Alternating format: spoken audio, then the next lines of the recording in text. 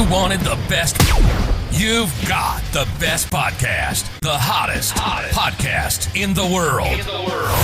The Chris Voss Show, the preeminent podcast with guests so smart you may experience serious brain bleed. The CEOs, authors, thought leaders, visionaries, and motivators. Get ready. Strap yourself in. Keep your hands, arms, and legs inside the vehicle at all times, because you're about to go on a monster education roller coaster with your brain. Now, here's your host, Chris Voss. Hi, folks. Chris Voss here from the ChrisVossShow.com. Ladies and gentlemen, our latest season that makes official. Welcome to 16 years and 2,500 episodes of the Chris Voss Show. And boy, we just keep going along here with everything that we do. Be sure to refer the show to your family, friends, and relatives. Tell them to go to goodreads.com/Chris Voss, LinkedIn.com/Chris Voss, Facebook.com, and all those great places on the internet. Today we have an amazing man on the show. Taylor Scott joins us. He's the author of 2 books that we are going to be talking about today. His latest is called Give Hospitality, a hopeful story of what happens when we live, work, and love from the same place of generosity. That sounds like a nice place to be, especially in today's world that's going on right now. Taylor graduated with honors from Florida Southern College in Florida, earning a BS in Business Administration. He earned a, see if I can blow this up a little bit more here. He earned a Master's of Management in Hospitality from Cornell University. He's worked for notable brands such as Disney Parks and Resorts, the Cosmopolitan of Las Vegas, Wynn and Encore Las Vegas, Gaylord Hotels and Resorts, Starwood Hotels and Resorts, and Disney Vacation Club. Welcome to the show, Taylor. How are you? Great. How are you? I am doing excellent. Give us a .coms. Where can people find you on the interwebs? Leadwithhospitality.com. Simple as that. And give us a 30,000 overview about what's inside this new book. Yeah, the new book is a leadership fable this time. And it's about a young up-and-coming leader in our industry who has left a toxic job with a toxic boss. Raise your hand if you've seen that movie. And she goes to work at a more magical place that I created in my brain and in my heart called Calvella Resorts. Calvella means summertime in Hawaiian. And our main name is Summer Grace. So there's a little bit of symbolism there. But the story is about her first 2 weeks on the job when she goes through the Calvella Resorts orientation experiences that they call hospitality conversations. And so it's just a story about how they have created such a positive and productive and inclusive workplace culture. And I'm doing this one on purpose, with a purpose, for a purpose, because I'm donating proceeds from the book as well as any keynotes and leadership development programming or workshops that come from this project. I'm donating to the Hawaii Community Foundation's Maui Strong Fund to help with the rebuilding efforts of Lahaina Harbor on Maui after the wildfires in August of 2023. Yeah, that was such a devastating fire, which is it's just astounding. Just lives changed in a second. What prompted you to want to write this book? Now, I know you have another book. If you want to plug us on the title on that, are these two released hand in hand or in tandem? How does that work? So our last book was Lead with Hospitality, and that one came out in April of 2021. Okay. And it's from that book that we've created all of our leadership development content, as well as our hospitality experiences, our customer service, our guest services training content, and a lot of the work that I do as a keynote speaker and a leadership development partner with organizations in and around the hospitality industry. The differences are Lead with Hospitality was 4 years ago, and the Give Hospitality is a leadership fable this time around. I wanted to do a fable because I've grown in my leadership career reading books from the great John Gordon, who wrote The Energy Bus, and guys like Patrick Lencioni, who write these leadership fables that we can all relate to. That's what we're doing. Sometimes telling stories is the best way to teach lessons, right? We talk about that on the show, where stories are the owner's manuals to life. It's how we kind of figure things out and come up with an instruction manual, because I didn't get mine in the mail. I don't know if you got yours in the mail, the instruction manual for life, but I'm still waiting. Yeah. I'm still waiting on mine. I sit by the mailbox every day going, how do I do this? But that's the great thing about stories, fables, novels, even where you can learn in real life stories. There's so many lessons you can draw from them. Now, it sounds like you have quite the career working with resorts, customer service, and things of that nature. Tell us about some of your upbringing and what got you down these roads and influenced you up leading up to the books. Yeah, I grew up in Eastern Kentucky, so I'm an old basketball guy from Kentucky, and growing up on the East Coast and the South, we like most people, when it came time to go on vacation, we'd go down to Walt Disney World, and our family became like a Disney family early on. I used to just love it. I used to just love going to the parks, and one of my favorite things though was like just hanging out at the resorts and the hotels, and so I always knew I wanted to go in that direction when I got older. And so when it came time to go to college, I was looking for places where I could walk on the basketball team, small school with a good business program. And I found it at Florida Southern College in Lakeland, Florida. And yeah, I went down there for my undergrad, and I majored in business administration, concentrated in hotel resort management. Every summer in college, I did the Walt Disney World College program. Oh, wow. It's an internship program, and they have 3 components: living, earning, and learning.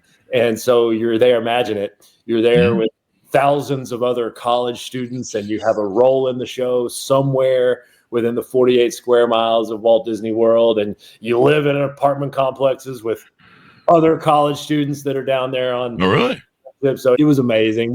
My buddies and I, all of the groomsmen in my wedding were my friends from at some point in the Walt Disney World College program. We're still very tight today. So yeah, I just loved all facets of it. And so that's what I did. And I worked in food and beverage, attractions, in the resorts and resort operations. And then when I graduated, I did resort operations and then sales and marketing, and then left and did the graduate program up at Cornell University's hotel school. And from there, I landed here where I still live today in Las Vegas. Wynn and Encore, as well as the Cosmopolitan of Las Vegas. I was the director of marketing at both of those places. And I went back to Disney, but on the other coast. Had to get it out. I went to Disneyland, and I led the sales team at Disney Vacation Club, Disney's version of timeshare. And then it was all of those experiences. Really, my favorite part about each of those career stops were times when I would be sent to, or I would get to go to, a leadership development workshop. And I would just love it. I would go into those things and I would come out so uplifted and encouraged and inspired. And finally, I was just like, I wonder how I could do that for a living. So I started blogging and writing and playing around with maybe doing some speaking opportunities, and found out I loved it. I was pretty decent at it. And then I switched gears and started writing these books and creating these leadership programs myself. And so who is the book targeted to? Give Hospitality. Who is this targeted to? Leaders, CEOs, the C class? Is this targeted to everybody all the way up the food chain, as per se? Yeah, I would say there's two primary groups. There's one that is the up and coming leader. So the up and coming leader in not only hospitality, but in any industry, really. I just leverage and use hospitality as some illustrations and examples of how this stuff has and continues to show up. So it's the up and coming leader, but it's also these people that may be leaders of up and coming leaders that they say, hey, I would love to have as a director or vice president, or even in a C-suite, I would love to have my culture, my leadership culture, be one that is rooted in the spirit of hospitality. So those are the two main audiences there. Is the target to help employees feel better about, you talk about burnout and turnover in the book, or is it more towards like customer service, would you say? Kind of like, what was the book by Tom Peters back in the day? Committed to Excellence? Something to Excellence. Yep. They launched this huge customer service sort of focus, which somehow we've lost complete track of. But is it a return to that, or what's the target there? Yeah, somewhat. When I started this endeavor several years ago with Lead with Hospitality, I wanted to pick up where guys like Tom Peters and guys like Danny Meyer, who wrote the book Setting the Table, The Transformative Power of Hospitality in Business. I wanted to pick up where they left off So I believe this. I believe when leaders lead with hospitality, they have teams and they have cultures of people that are out there on the front lines that are delivering memorable hospitality. And it is rooted in how we make people feel. So that's really what started me off on this path with, I was really curious with how could I connect these two things, leadership and hospitality. And in all my research last time around, and pretty much every day since, what I found is that you and I as human beings and all these people on our teams and all these people that like we're serving, like you're serving an audience of people. You have customers and guests and clients yourself with your show and your different products that you have. Everybody watching, everybody listening, whatever business you're in, you have guests, customers, and clients. And so here's what I found is that we love our favorite leaders for some of the same reasons. We love our favorite hospitality destinations or the favorite places we like to continue to go back to. And it's 9 times out of 10, it's rooted in how they make you feel. So it's really rooted in this foundational science-backed, research-backed concept that when we make people feel welcome, comfortable, and important as a leader, and that's going to enable teams of people and it's going to draw them in and really have them open up so that they will accept and receive our coaching and inspiration more so than they would have if we did not make them feel welcome, comfortable, and important first. And the same goes, as we all know, from our favorite hospitality destinations. Like I would be willing to guess, I live in Las Vegas, so I'd be willing to bet that you have some favorite hotels or hotel resort brands or restaurants. You have a favorite bar, you have a favorite airline. You probably go back to that. Same brand because of how they make you feel. It's the same concept. It's the Bellagio. So I lived in Vegas for 20 years like you. I don't know if you lived there for 20 years, but I know you live there. The Bellagio is a place. People always come when they visit. They're like, hey, can you take us to the best place in the hotels? So yeah, I always take them to Bellagio. There's kind of romanticism there, but the Bellagio is just a beautiful property. And of course, people love the chocolate fountain and the gardens. And then the Italian sort of styling and artwork that's in it. It's just great. But yeah, you're right. You talk a lot about how things make us feel or how the experience of customer service feel. And it sounds like feelings are a lot of a part of this because people, what is that old line? People remember how they make you feel. Yeah, Maya Angelou quote. They won't remember what you said. They won't remember what you did, but they will always remember how you made them feel. Sounds like my first 10 divorces. I still hear about it to this day. Bob Iger, I think I've always respected him as a CEO from everything I've seen and done. I read his books. I think he's a great leader. I know there was some stuff at Disney. There was some powerful things that they had that empowered the frontline employees that, something about doing whatever it takes to make guests happy but they would have the power to do that. And that was a great thing that kind of Disney, I think, touted as. Do you know the thing I'm talking about?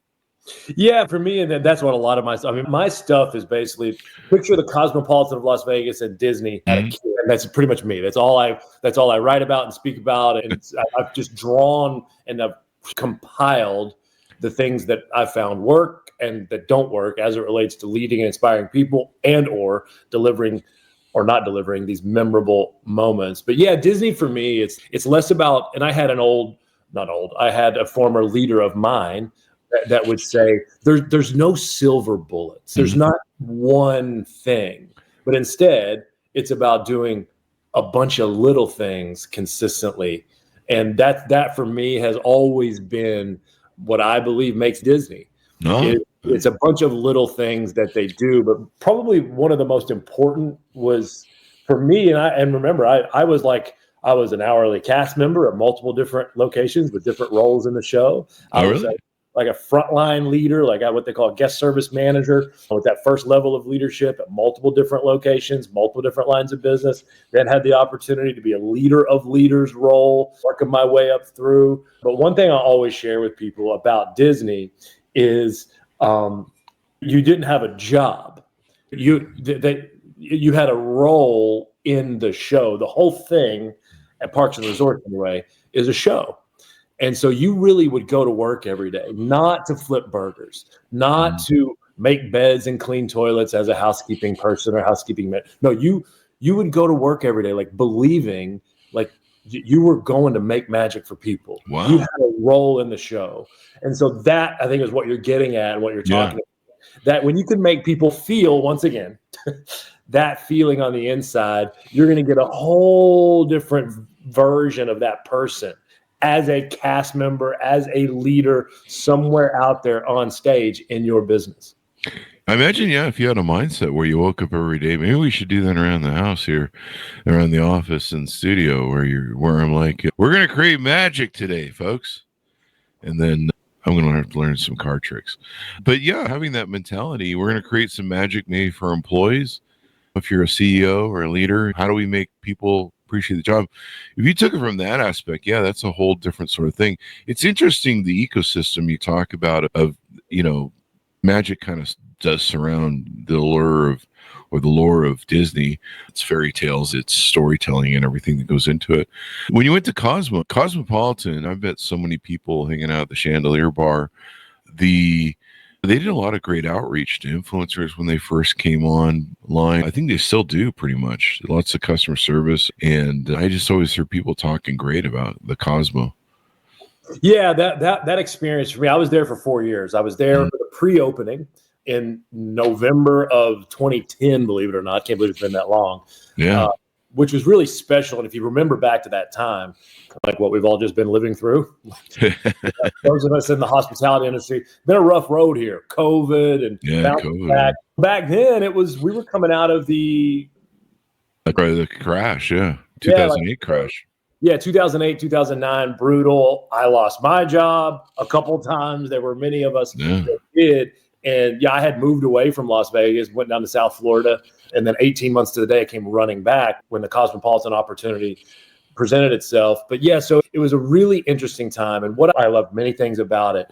But one of the things I loved most was from the get-go, like our leaders there, like John Unwin and all of the leadership team, they made it very clear to all of us. They said, look, we don't want to be bigger or better than the Bellagio or Aria or Wynn. We want to be different. It was never about being better. It was about, we wanted to show up in a way, and we wanted to create a place that was not just different, but different that matters to people. And so it was this whole new realm of what I believe, like we would say, man, we're out here to change the game.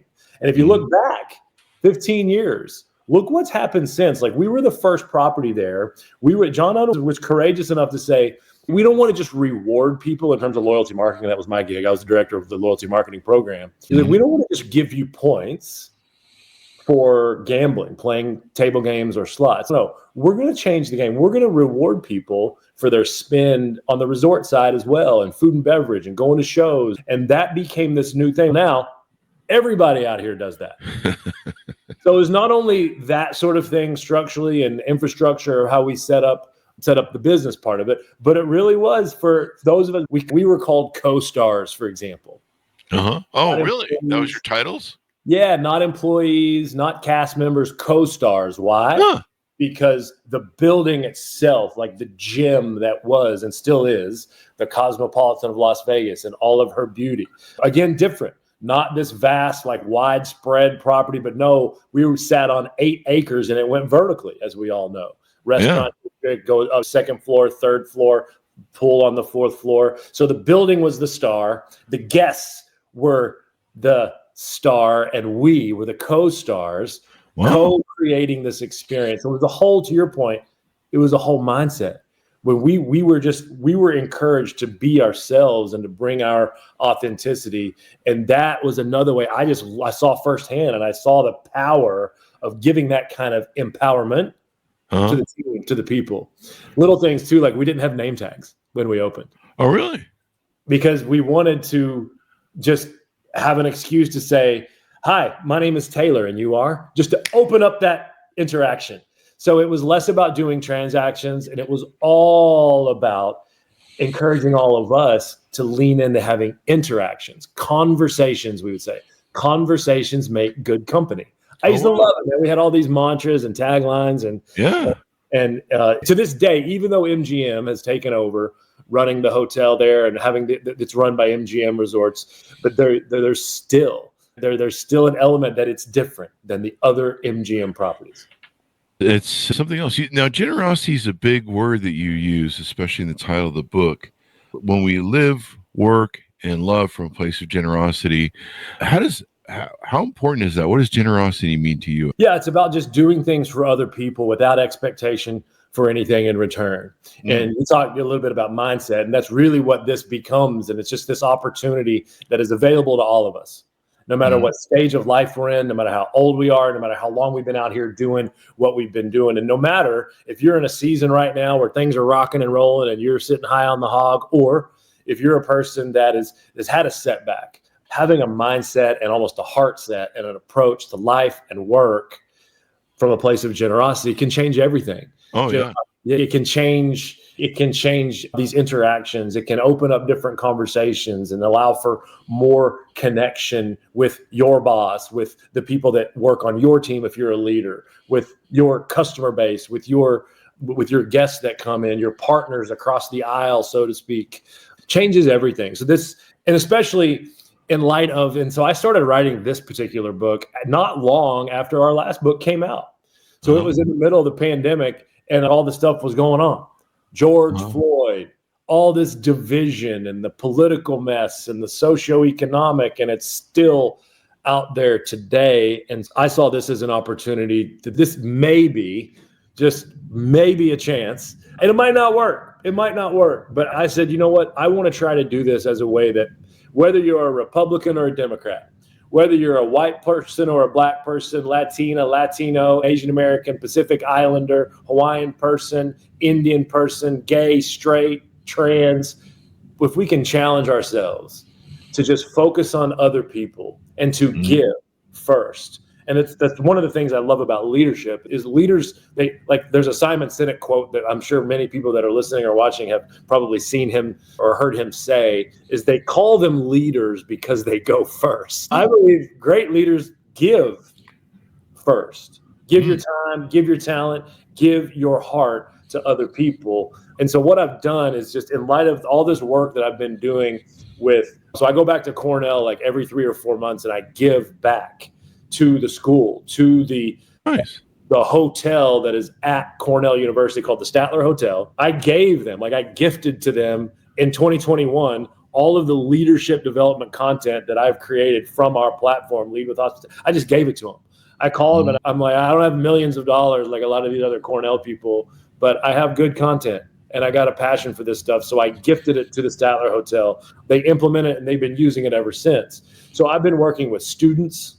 I've been working with leaders, not only at Cornell, but at major like airlines and hotel brands like Montage Resorts, Choice Hotels, Highgate Hotels, restaurant companies. And what I've noticed and what I've seen, and probably people watching and listening, and you might have seen this as well, is there's a lot of these up and comers that they missed a lot of this development. They missed this season during COVID, where some of the simple things about how to engage and how to really connect on a human level, they had to do it through a screen if they did it at all. Yeah. So what I've done is I've tried to have a story here with Give Hospitality, this leadership fable that tells the story of Summer Grace, goes to work at Calvilla Resorts. And I chose a G word, an I word, a V word, and an E word that I believe can help all of us bring to life these, what I point out in the book are the 5 core values, for example, that Calvilla Resorts has, that they've used to make themselves successful and to become like a famous workplace culture. And it's give compassion, give encouragement, give kindness, give hospitality, and give leadership. And there's a G word, I word, V word, and an E word with each of those that I believe can help all of us bring each of those values and virtues to life. I love it. So as we go out, give people a final pitch out to pick up the book, any.coms where they can find out more. Do you do consulting and coaching, things like that? Absolutely. Come to leadwithhospitality.com. When you get there, you'll have all of our stuff there. I've got the books are on there. And then we also do, and it's available, by the way, pre-order, Amazon, Barnes & Noble, Books A Million, wherever books are sold. The release date is July 8th, but you can pre-order it now. And then, I do keynote speeches, keynote experiences. I have a small team of like 10 to 12 of us, and we do leadership development, what we call live learning experiences for leaders on every level of organizations. We can customize it and cater it to specific brands, messages, and values of the company. We also do frontline guest service and customer experience training. So all of that stuff is on our website as well. Lots of fun and energy to bring into the work environment there. Make magic every day. And that's what my motto should be on the Chris Voss Show. Make some magic. Magic. Can't go wrong. Thank you very much for coming on the show, Taylor. We really appreciate it. Thank you for having me. Thank you. And thanks so much for tuning in. Order the book where fine books are sold. Give Hospitality, a hopeful story of what happens when we live, work, and love from a place of generosity. What a great paradigm to take your paradigm shift from. Out July 8th, 2025. For my audience, go to goodreads.com/Chris Voss, LinkedIn.com/Chris Voss, the TikTokity, and all those crazy places on the internet. Be good to each other. Stay safe. We'll see you next time. And that should have us.